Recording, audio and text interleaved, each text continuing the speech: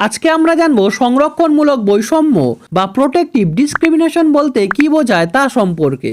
ভারতীয় সংবিধানের 14 নং ধারায় আইনের দৃষ্টিতে সাম্য, আইন কর্তৃক সমভাবে সংরক্ষিত হওয়ার অধিকারের কথা বলা হয়েছে। 15 নং ধারায় বলা হয়েছে ধর্ম, বর্ণ, জাতপাত, স্ত্রী পুরুষ, জন্মস্থান প্রভৃতির কারণে রাষ্ট্র কোনো নাগরিকের প্রতি বৈষম্যমূলক আচরণ করতে পারবে না। কিন্তু এসব সত্ত্বেও সংবিধানের 330 থেকে 342 নং ধারাগুলিতে তপশিলি জাতি, উপজাতিদের জন্য বিশেষ সংরক্ষণ ব্যবস্থা প্রবর্তনের কথা বলা হয়েছে। সংবিধানের 340 নং ধারায় সামাজিক ও শিক্ষাগত দিক থেকে অনগ্রসর শ্রেণীগুলির অবস্থা খতিয়ে দেখার জন্য কমিশন নিয়োগের কথা বলা হয়েছে এবং সেই অনুযায়ী অন্যান্য অনগ্রসর শ্রেণীগুলির জন্যও বিশেষ সুযোগ সুবিধা প্রদানের ব্যবস্থা গৃহীত হয়েছে। সংবিধানের 15(3) ও 4 নং উপধারায় যথাক্রমে স্ত্রীলোক ও শিশুদের উন্নতির জন্য বিশেষ সুযোগ সুবিধা প্রদানের ব্যবস্থা করা হয়েছে।